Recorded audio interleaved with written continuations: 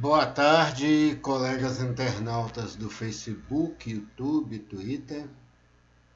Hoje, nosso último encontro, The End, né, sobre as nossas exposições filosóficas nesse carnal. Vamos encerrar as atividades. Não teve muita grande acolhida, né, no seio da população, talvez mais para frente, né, surgindo alguma coisa, alguém veja esse vídeo e interesse, dependendo, nós reativaremos. E nós estamos esse ano agora encerrando um livro que seria o fim da nossa trilogia. Também, quando do encerramento, nós voltaremos só para apresentar um vídeo sobre essa nossa obra, algo mais rápido. Mas, para encerrar sobre esse nosso livro, vamos Semiologia Filosófica Brasileira da Revisão do Humanismo. A nossa intenção no canal foi levantar questões importantes para nós, transmitir uma mensagem, e interesse é que ela tivesse boa receptividade, mas não teve. E então não tem mais sentido esse canal. Vamos só voltar e ver algumas questões, né? Nós vamos voltar principalmente sobre matéria e memória e ver algumas coisas só sobre Kant do que nós falamos. Matéria e memória, nós vamos mostrar e ler alguns trechos que é importante essa obra de Bergson sobre dois aspectos. Essas obras, né? Matéria e memória e evolução criadora, eles recuperam grandes questões de ordem metafísica, recupera a questão de Deus, a questão da memória, né? Ele tem uma crítica direta a Kant. Quem quiser ver, vai ler melhor lá em nossa obra, né? Se puder adquirir, né?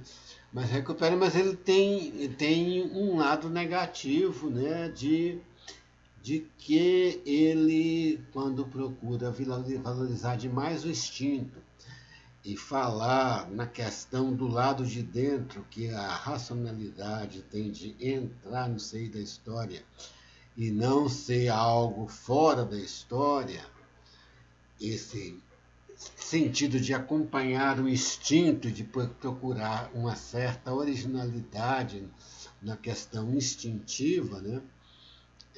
Foi muito utilizado na década de 60, principalmente pela liberação sexual do mundo, né? O liberalismo sexual, mas desgringolou. E tem muita da violência nesse sentido, que a pessoa deixa se levar pelo seu lado instintivo e não procura sair para fora dos fatos e analisar racionalmente uma situação. Ela se embrenha nos fatos e acaba tornando atitudes violentas. Isso que foi verificado na história, né? Dessa liberação e desse entrar dentro demais dos instintos, seguir demais os instintos. E aí, nesse ponto, Kant, a racionalidade de Kant, que ele já radicaliza demais, acha que não que o homem se afaste da razão por conta disso, mas ele se afasta porque ele fala que a razão não tem capacidade para conhecer aquilo, e depois passa para a metafísica, não tem capacidade para conhecer Deus. São duas coisas que para nós aí está o problema de Kant, que o homem tem capacidade, tem racionalidade e tudo, mas Kant, a partir daí, ele procura uma certa ética moral fora da realidade, vamos dizer assim, né? Uma moral maior. uma, uma visão da lei moral assim, maior, que é necessária, né?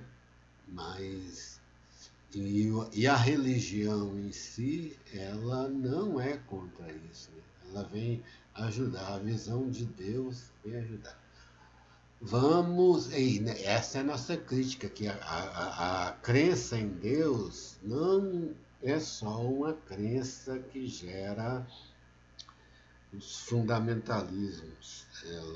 Ela gera uma visão de humanidade consequente que até hoje nós buscamos. Isso que nós queríamos demonstrar, mas agora vamos ver só rapidamente para encerrar o nosso canal.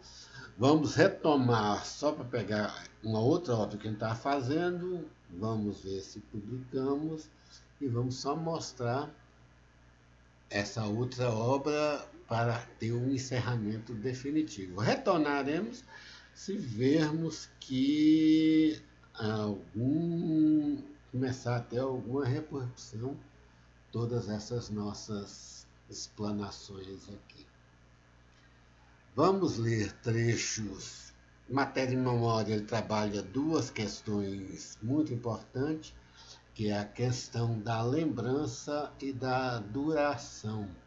Vamos ler alguns trechos aleatórios, né, sobre lembrança e duração. E essa questão da lembrança e duração vai implicar, ele não fala isso aqui, que na época não era tão conhecido, né, mas vai implicar no inconsciente coletivo, é uma memória, né? E, e, e o lado dessa memória, ele visa a continuidade da existência. Esse lado da memória, esse lado metafísico é o mais importante. E ele é algo objetivo muito importante que está permeando toda a realidade dos seres. Elas buscam perpetuar a vida. A memória no homem, ela vem fundamentalmente nesse sentido. E essa ideia de perpetuar é a ideia geral do ser maior, que estaria incutido em nossa memória, em seu inconsciente, como algo objetivamente necessário. E essa memória e essa duração, ela, no homem, então, como fundamento da sua existência, é algo presente desde a concepção uterina. E essa busca de prolongamento da vida é o bem maior, é uma necessidade uterina do homem. É isso que nós vemos em Bergson. Vamos ver aqui, essa é uma parte, agora depois vamos ver as consequências, isso no lado microcósmico do homem, e na evolução criadora nós colocamos as duas obras, vai jogar essa descoberta para toda a realidade, né? Na realidade evolutiva, vai para o macrocosmo. Lembrança.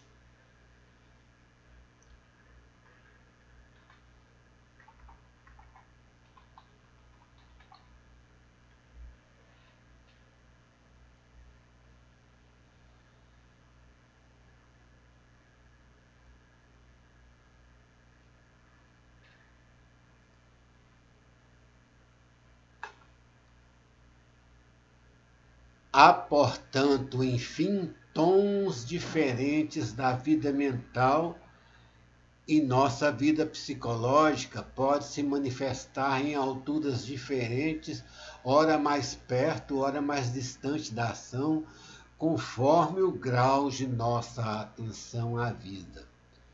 Esta é uma das diretrizes da presente obra, a própria ideia que serviu de ponto de partida ao nosso trabalho. O que se torna ordinariamente por uma maior complicação do estado psicológico revela-se, de nosso ponto de vista, como uma maior dilatação de nossa personalidade inteira, que, normalmente restringida pela ação, estende-se tanto mais quanto se afrouxa o torno no qual ela se deixa comprimir, e sempre indivisa, espalhe-se sobre uma superfície tanto mais considerável. O que se torna ordinariamente por uma perturbação psicológica, uma desordem interior, uma doença, revela-se, do nosso ponto de vista, como um relaxamento de uma perversão da solidariedade que liga a vida psicológica a seu concomitante motor, uma alteração ou diminuição de nossa atenção à vida exterior. Essa tese, como aliás a que consiste em negar a localização das lembranças de palavras e em explicar as afasias do outro modo que não por essa localização, foi considerada paradoxal por ocasião da primeira publicação da sua obra.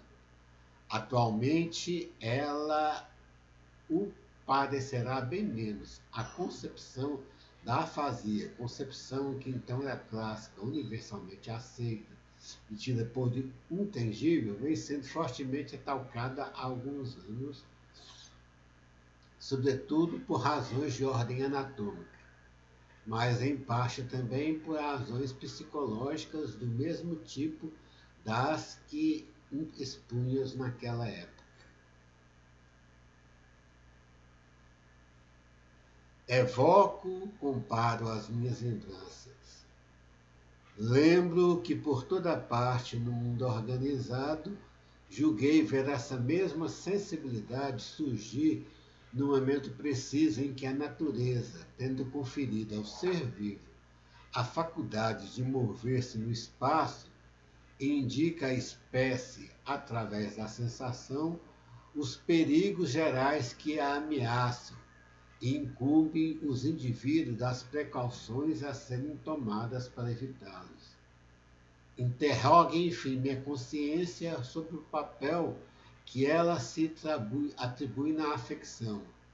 Ela responde que assiste com efeito sob forma de sentimento ou de sensação a todas as iniciativas que julgo tomar, que ela se eclipsa e desaparece ao contrário, a partir do momento em que minha atividade, tornando-se automática, declara não ter mais necessidade dela. Portanto, ou todas as aparências são enganosas, ou o ato em que resulta o estado afetivo não é daqueles que poderiam regularmente ser deduzidos dos fenômenos anteriores como um movimento de um movimento. E com isso ele acrescenta verdadeiramente algo de novo ao universo da história. Atenhamos as aparências. Vou formular pura e simplesmente o que sinto e o que vejo. Tudo se passa como se, nesse conjunto de imagens que chamo universo, nada se pudesse produzir de realmente novo, a não ser por intermédio de certas imagens particulares, cujo modelo me fornece o corpo.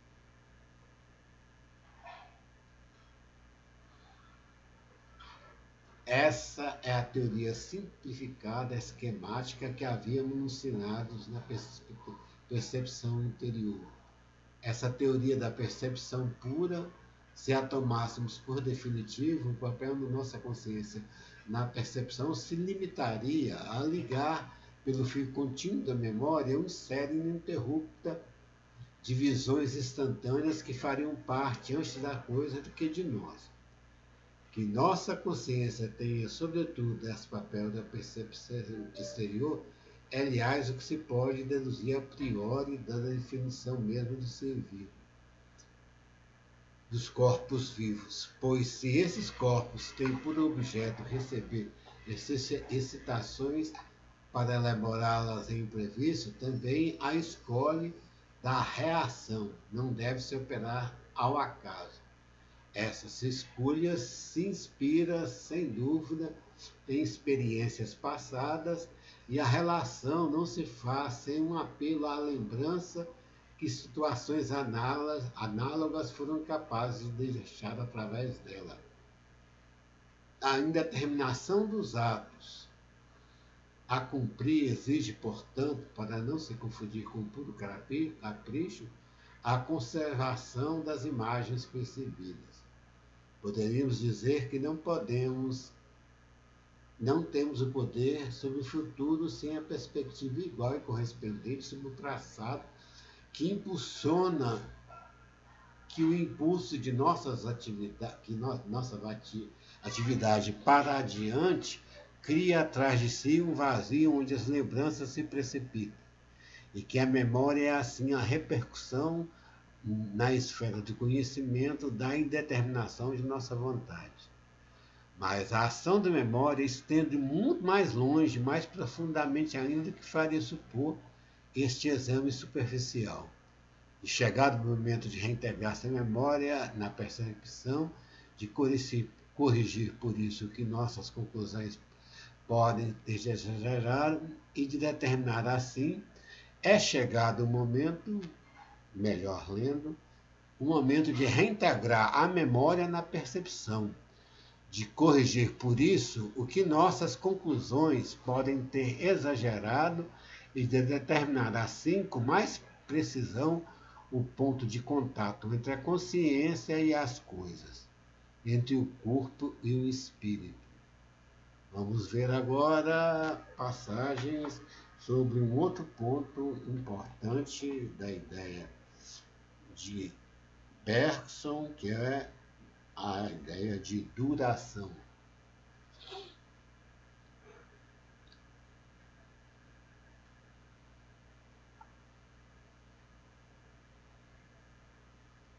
Portanto, o que se segue deve-se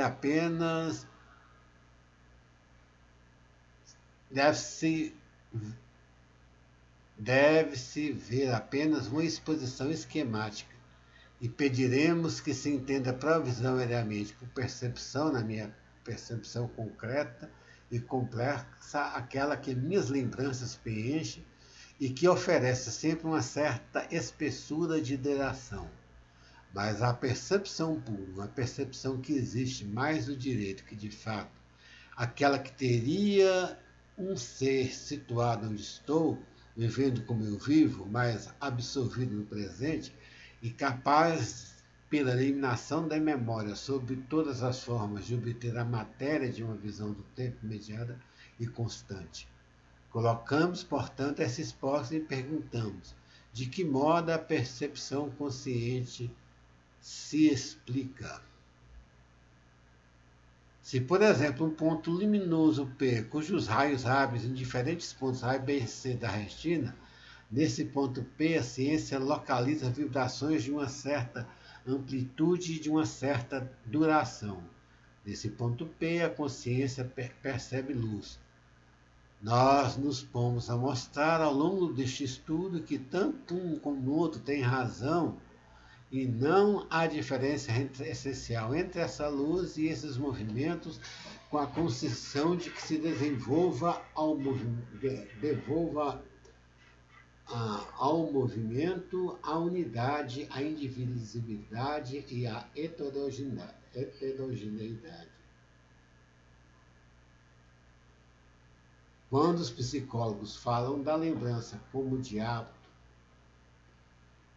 um hábito contrário, como de uma impressão que se grava cada vez mais profundamente à medida que se repete, eles esquecem que a imensa maioria de nossas lembranças tem por objetivo os acontecimentos e detalhes de nossa vida, cuja essência é ter uma data e, consequentemente, não se reproduzir jamais. As lembranças que se adquirem voluntariamente por repetição são raras, excepcionais. Ao contrário, o registro pela memória de fatos e imagens únicos em seu gênero se professa em todo momento da duração. Mas, como as lembranças aprendidas são mais úteis, repara-se mais nelas. E como a aquisição dessas lembranças Pela repetição do mesmo esforço, assemelha-se ao processo conhecido do hábito, tende-se a colocar esse tipo de lembrança no primeiro ponto e a erigi-lo em modelo de lembrança ao ver na lembrança espontânea apenas esse aspecto. Vamos ver agora em nossa obra sobre o resumo, né, o que nós concluímos disso.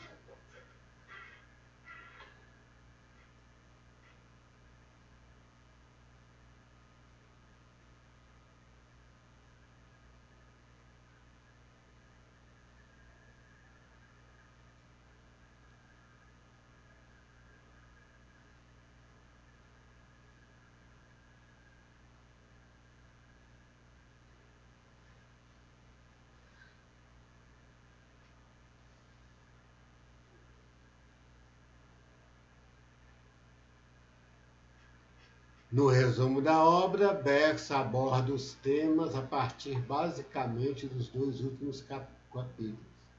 A conclusão da obra procura resgatar questões novecentistas relativas à teoria do conhecimento. Podem ser resumidas em duas palavras, lembrança e duração. Para se produzir ideias, conceitos com características universais ou gerais, faz-se necessário rememorar os dados do conhecimento empírico e ver aqueles que causam interesse duradouro de pesquisa. Lembrança e duração que, junto com a percepção pura, formam a base do estudo da matéria e memória ou corpo e espírito proposto por Bergson. Há que ressaltar, no entanto, avanços recentes no processo de pesquisas feitos a partir de experiências com aparelho de ressonância magnética, onde certas imagens são mais percebidas em algumas regiões específicas do cérebro que, se forem afetadas por algum tipo de acidente vascular, podem alterar o modo de percepção da realidade da pessoa e mesmo prejudicar uma normal cognição, causando esquecimento e concepções equivocadas dos objetos equivocados. No extremo, podem causar alucinações, que são visões alienadas do meio factual. A questão da percepção pura é uma evolução com relação ao problema da matéria vista na obra por nós. Por outro lado, a psicanálise tem análises objetivas da memória quando analisa o inconsciente, em que a duração no tempo da memória é importante para se detectar complexos psicológicos, como o clássico complexo de Édipo. Essa memória se encontra como que velada, muitas das vezes, em virtude de traumas vividos pela pessoa em sua formação de infância e repercute no modo de concepção da realidade e no modo de comportamento da pessoa negra. O aprofundamento do estudo do inconsciente coletivo preconizado por Kant nos faz chegar a arquétipos religiosos que muito influenciam no estudo do espírito. Incrementando tais estudos com os avanços da genética, poderemos elucidar a formação religiosa do indivíduo, que não pode ser explicada como crendice de povos incultos, mas vivências reais que ajudam no equilíbrio emocional diante do maior trauma da vida humana, que é a morte. Isso porque, da genética da rememoração física da experiência religiosa, esta é real. As imagens de eventos extraordinários e miraculosos foram vivências reais da experiência com Deus dos antepassados que marcaram as personalidades naquela época e continuam a reverberar no inconsciente geral da população atual.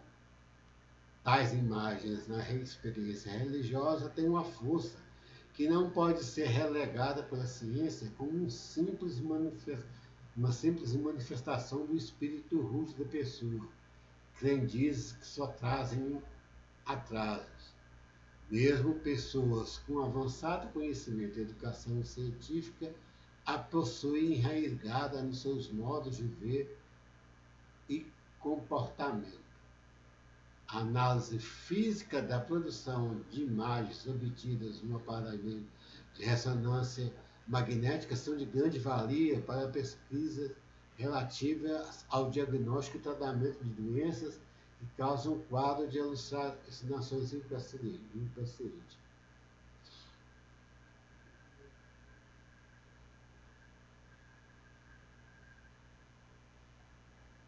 Desde o capítulo anterior até a conclusão atual, vemos uma necessidade de uma complementação da obra quando estabelece que a matéria tem memória, mas não trabalha essa memória. Vimos ali que tal não se sustenta, tendo em vista a evolução das espécies. Isso será analisado na próxima obra enfocada no presente trabalho. A próxima obra será a evolução criadora. Nela nós vamos ver essa questão do instinto, que vai ser importante.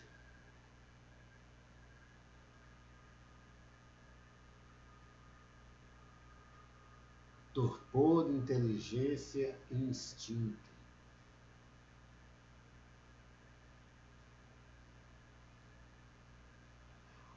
O instinto mecanicista do espírito é mais forte que o raciocínio, mais forte que a observação imediata.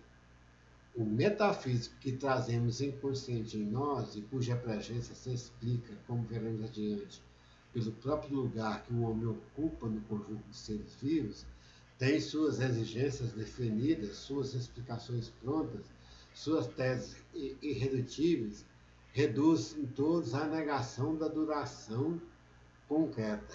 É preciso que a mudança se reduza a um arranjo ou um desarranjo de partes, que a irreversibilidade do tempo seja uma aparência relativa de nossa ignorância, que a impossibilidade de voltar atrás não seja mais que a incapacidade do homem de se recolocar as coisas no lugar. Desde então, o envelhecimento só pode ser aquisição progressiva ou perda gradual de certas substâncias, talvez as duas coisas ao mesmo tempo. O tempo tem para um ser vivo exatamente tanta realidade quanto para uma ampulheta, no qual o reservatório de cinza se esvazia enquanto de cima se esvazia enquanto o reservatório de baixo se preenche, e na qual podemos recolocar a coisa no lugar virando o aparelho. É verdade que não há consenso acerca daquilo que se ganha ou daquilo que se perde entre o dia do nascimento e da morte.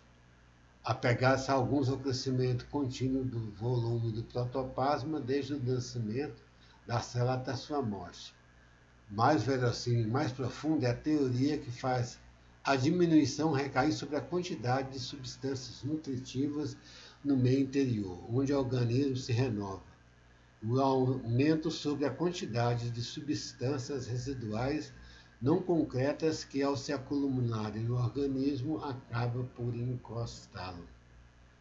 A causa acabaria tão, não obstante, um microbiólogo eminente declarar insuficiente toda explicação do envelhecimento que não leva à fagocitose.